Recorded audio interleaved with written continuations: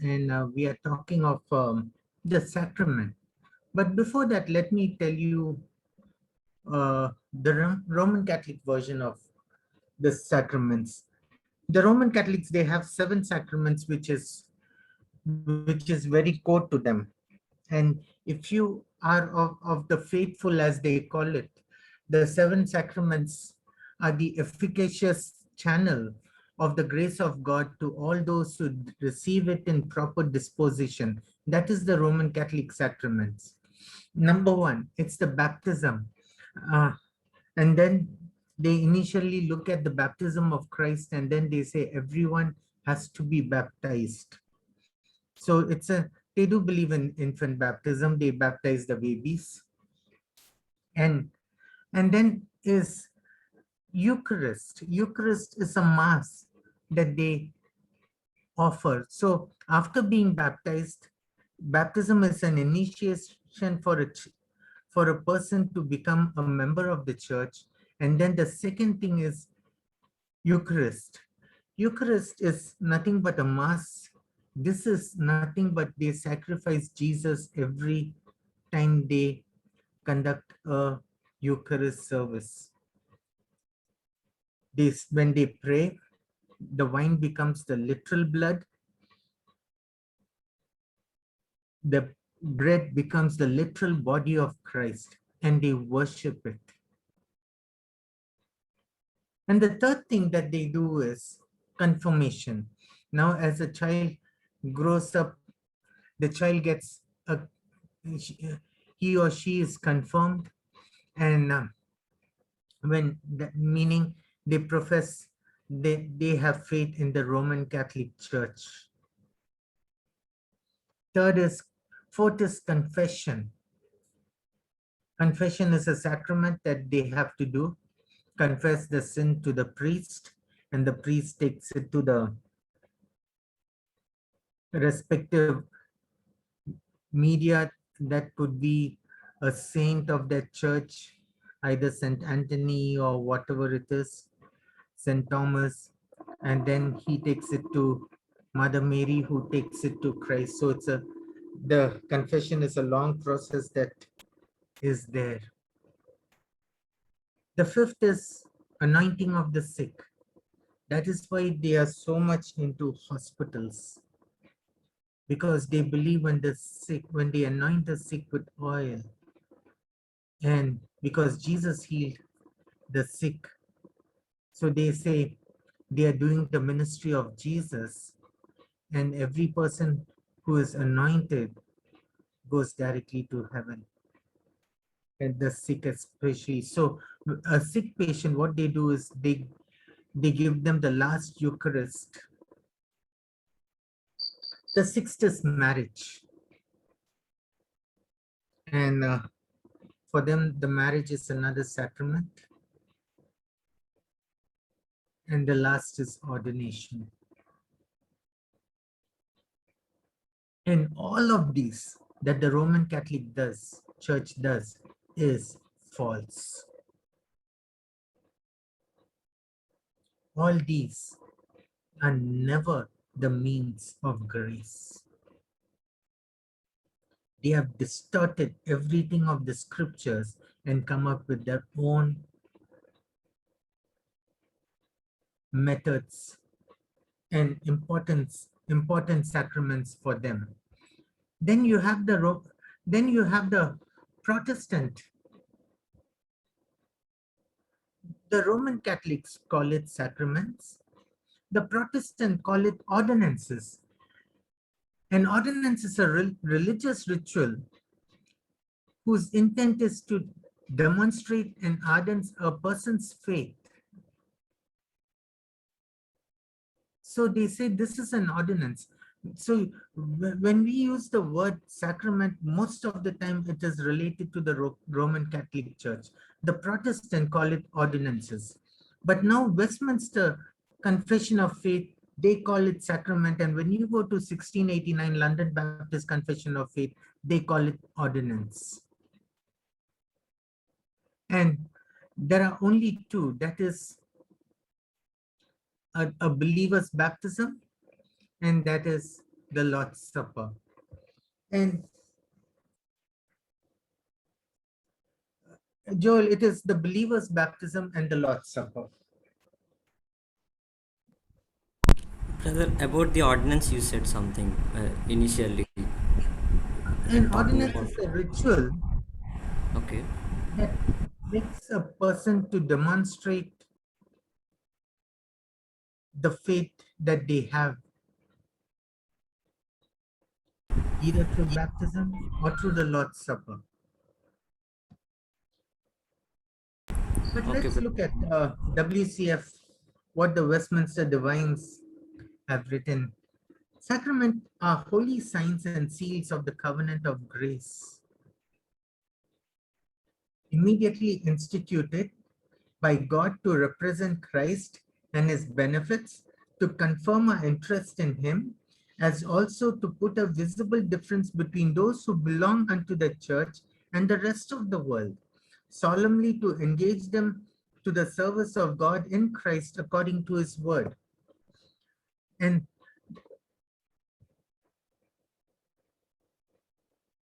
the sacraments are holy signs. What are sacraments? They are sacred pointers and signs and guarantees and seals of the covenant of grace. Even the Roman Catholic Church, they are false. They use the word, the means of grace. The sacraments that they have are a means of grace. You know, when someone opposes the truth, we don't need to be afraid of him because they directly oppose the truth. They say, we don't agree with you, we don't like what you are saying. It is much better with such people. On the other hand, those who very subtly, craftily, deceptively come, use the words that are of the truth and distort it, they are anathemas. And that's why I firmly believe the Roman Catholic Church is anathema. So also many of the false churches that we have today. Sacraments are sacred pointers, pointers to the sign of grace. And they also seal us. And we can look at Romans 4.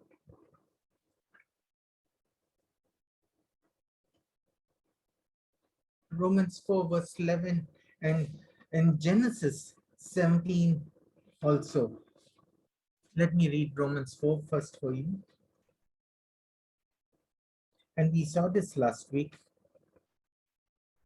And as he received the sign of circumcision, a seal of righteousness of the faith, which he had yet being uncircumcised, that he might be the father of them, of all them that believe, though they be not circumcised, that is, we the Gentiles, that righteousness might be imputed unto them also.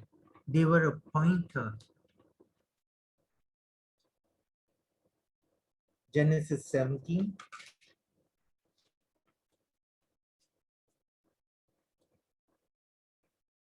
Verse 7. And I will establish my covenant between me and thee and thy seed after thee in thy generations, and for an everlasting covenant to be a seed unto thee and to thy seed after thee. And that is why circumcision was appointed to Christ, because Abraham was the father of faith. And then the procreation that he does has to have the seed that leads you to Christ, because that is the seed. It is not the seeds that he's talking of, it is one seed, and that is Christ.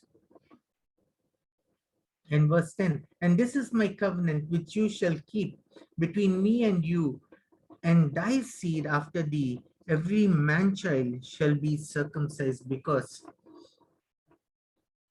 Christ is going to come.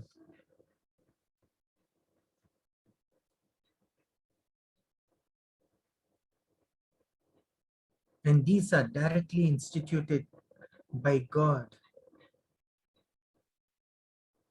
We can read that in Matthew 28, verse 19, which talks of baptism, and 1 Corinthians 11:23, which talks of the Lord's Supper.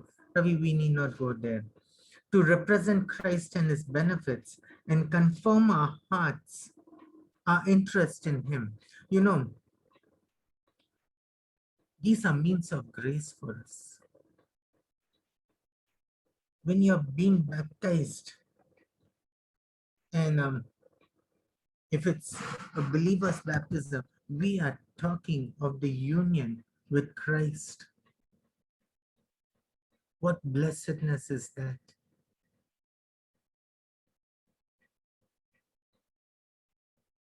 When we talk of the Lord's Supper, we are talking of what Christ has done for us, that we are justified by his precious blood. It's a constant reminder. It's a gospel. If we can turn to 1 Corinthians 10.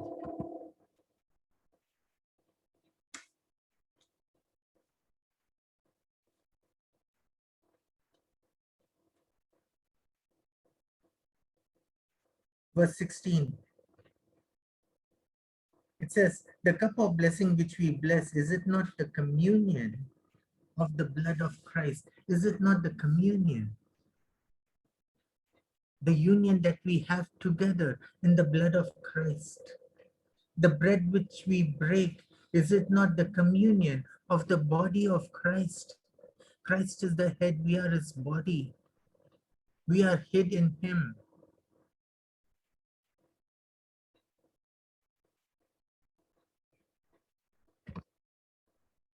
We can turn to John.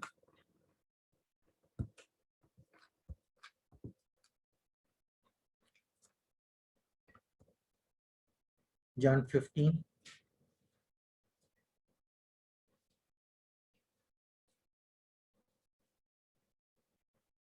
Jesus says in verse 4, abide in me and I in you.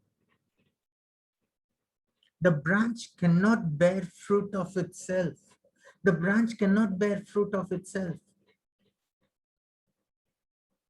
except it abides in the vine. And who's the true vine? That is Jesus Christ.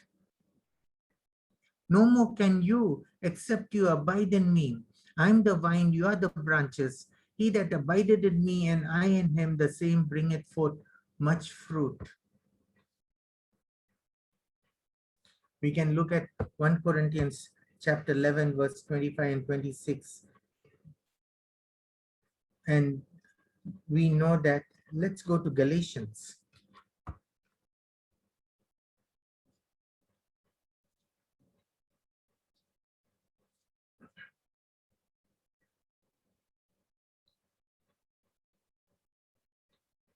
Verse 6.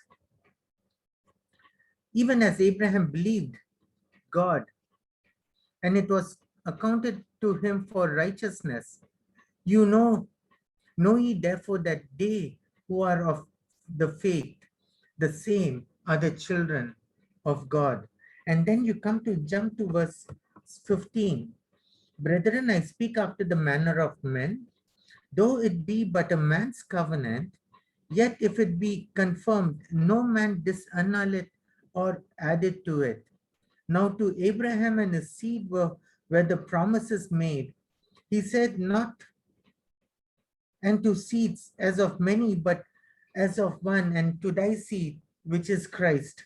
And this day, and this I say, that the covenant that was confirmed before, before of God in Christ, the law which was 430 years after cannot disannul, and it should make the promise of no effect. For if the inheritance be of the law, it is no more promise, but God gave it to Abraham by promise. Come back to verse 7. Therefore, know ye therefore that they who are of the faith, the same are children of Abraham, because what God promised to Abraham, we are the recipients. He has done the same thing for us. We, we confirm our interest in him because of what he has done for us. Further, they put a visible mark between those who belong to the church and the rest of mankind. Romans 15, verse 5, verse 8.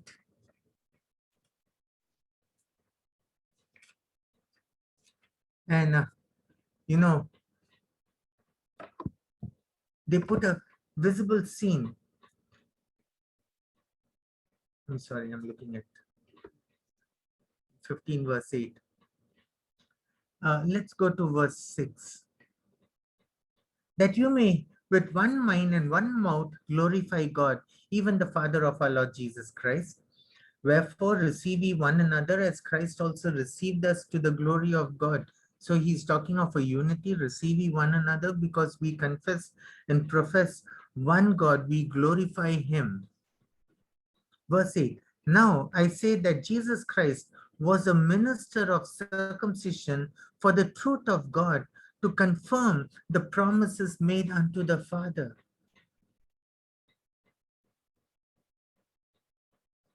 He says, Jesus Christ became the servant of circumcision for the truth of God, what God has promised to Abraham and to our fathers. Verse 9, and that the Gentiles might glorify God for his mercy, as it is written, for this cause I will confess to thee among the Gentiles and also sing unto thy name. And again he said, rejoice ye Gentiles with his people. And now the wall between the Jew and the Gentile is broken, and they are made one. They are made one. What the Jew enjoyed is what we also are enjoying. On Facebook, there's a big debate that is going on because of this Israel-Hamas war. And people are saying, oh, we need to be with Israel. Who's the true Israel? Jesus Christ. The church is the Israel of God.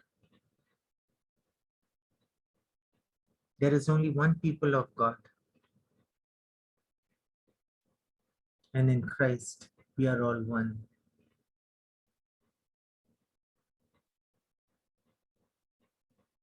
They also serve a solemn pledges to the service of God in Christ according to his word.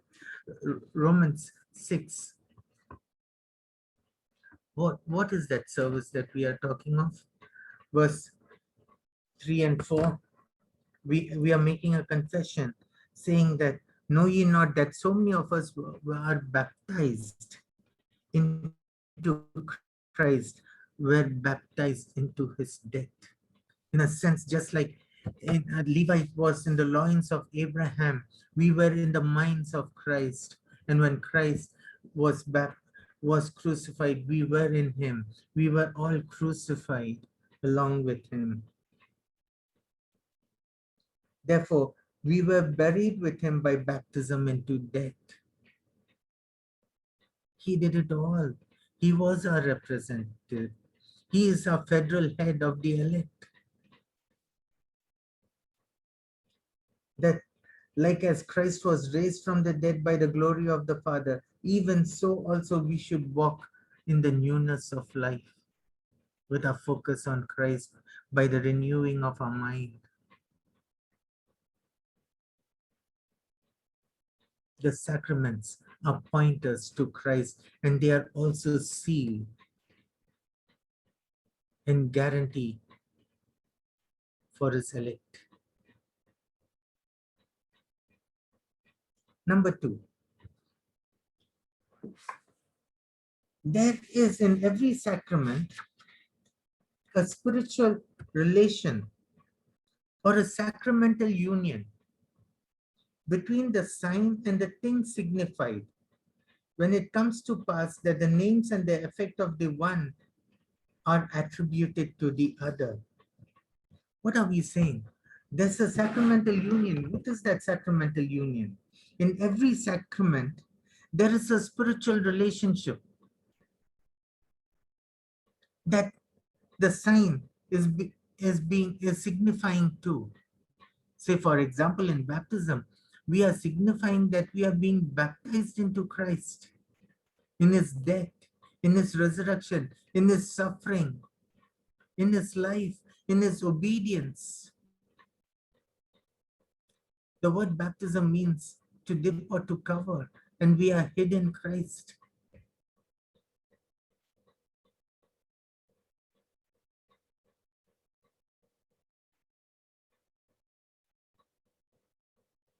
When we are partaking of the Lord's Supper, we are having a communion, the cup of the Lord, the cup of blessing, partaking it of from one cup, thinking of his precious blood that was shed for us and his body being broken for us, that we are united in him and awaiting for his return so that we will celebrate it with him again.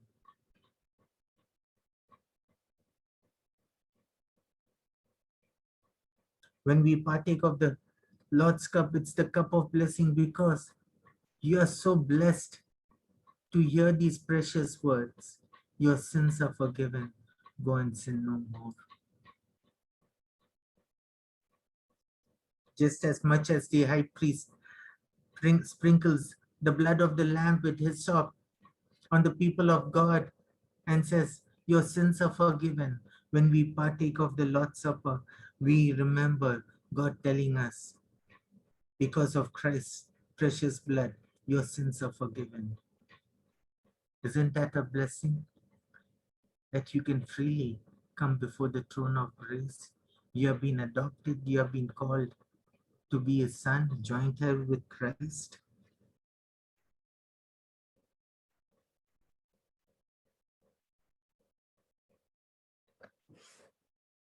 Following this, then names and the effects of the sign are interchangeable with those of the thing signified. And we will look at a few verses. Genesis 17:10.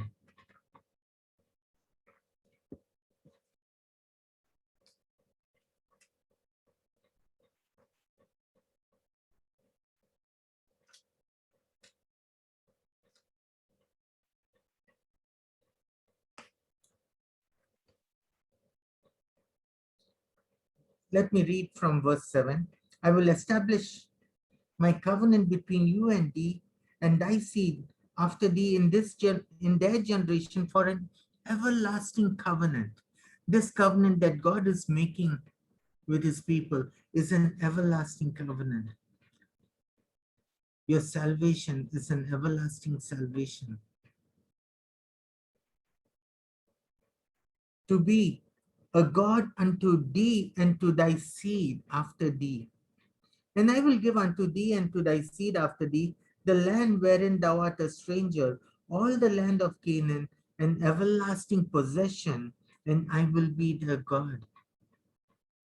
And and this is one verse that convicted me to become an email, to know that the earth, the whole of the earth, is going to become the land of Canaan. This earth is going to become the Garden of Eden, the land of Canaan, flowing with milk and honey, where Christ will rule righteously.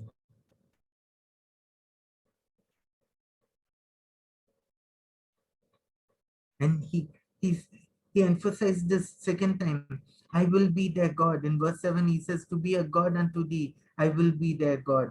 And God said unto Abraham, thou shalt keep my covenant, therefore, and thy seed after thee in their generation. And this is my covenant which you shall keep between me and you, and thy seed after thee, every man child among you shall be circumcised. And every man child is a pointer to Christ who is going to come.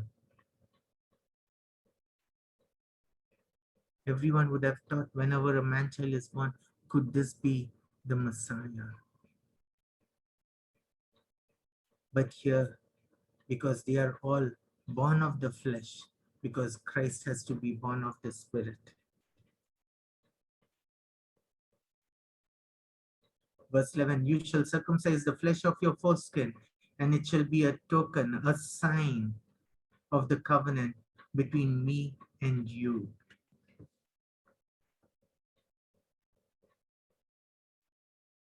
Matthew 26.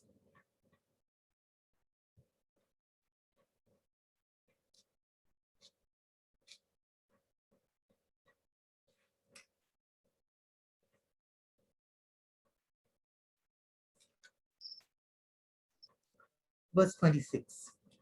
And as they were eating, Jesus took bread and blessed it, and brake it and gave it to his disciples and said, take, eat, this is my body.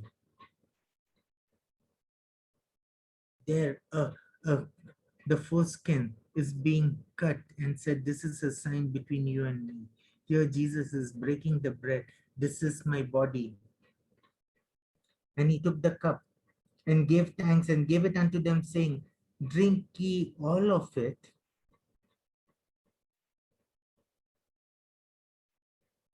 For this is my blood of the new covenant. KJV says New Testament. Basically, it is the new covenant, which is shed for many for the remissions of sin. It's not shed for the whole world. It is shed for many.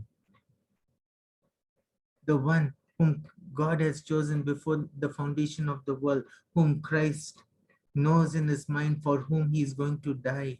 And the Spirit is going to apply that.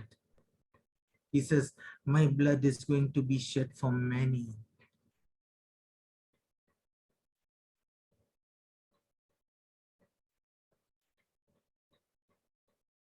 And then he says, you as a child, when you partake of this, my blood is shed for you. For what? For the forgiveness of sins. Isn't that a blessing? That is why it's called the cup of blessing. Verse 29. But I say unto you, I will not drink henceforth of this fruit of the vine until that day when I drink it new with you in my Father's kingdom.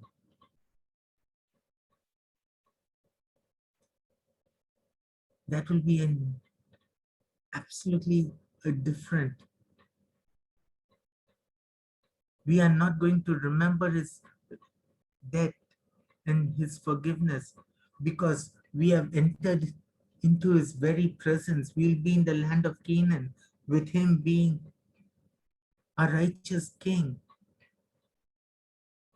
And what will we say? We will be rejoicing, saying, it is finished. You paid it all, it was finished, and now we are in your very presence.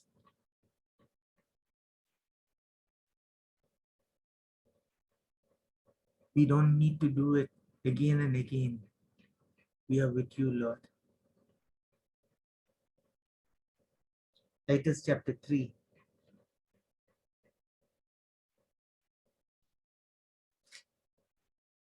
Let me go to verse chapter 2 first. Looking for that blessed hope. Verse 13, I'm sorry. Titus chapter 2, verse 13.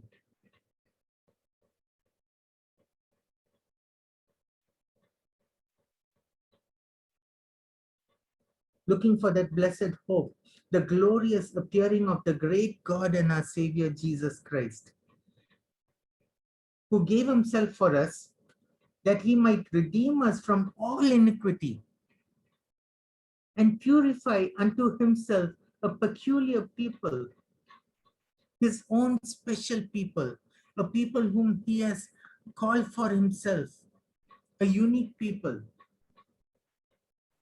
zealous of good works. And what is the good works? Are we talking of philanthropical works? No. The good works is to believe on him whom the Father has sent, that is Christ, zealous with good works, on constantly on believing and trusting on Christ.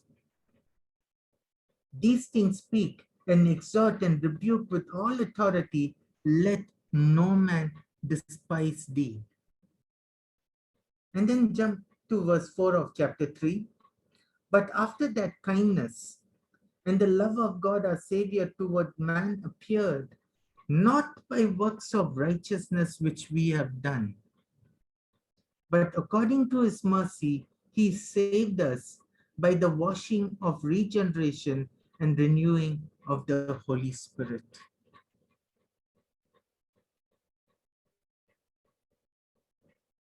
We are saved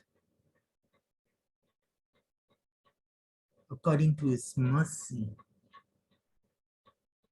and we have been washed clean by his precious blood, and our minds have been renewed by the Holy Spirit.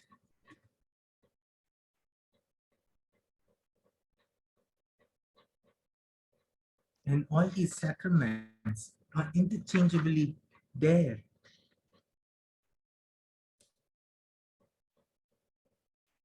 And all of them point to the finished work of Christ and to rejoice in that. All of them point to Christ and what he has done for us. And the assurance that we have because of what Christ has done, not because of what we do.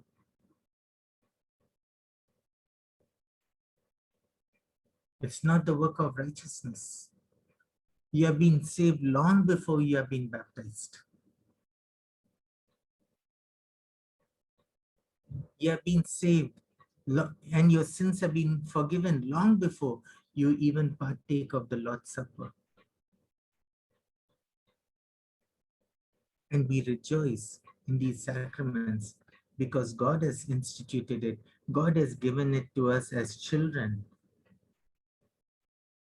to give us that assurance. Remember this, what I've done for you. In your baptism, you are hidden me. In the Lord's Supper, I paid the price, I purchased you, and your sins are forgiven. You belong to me.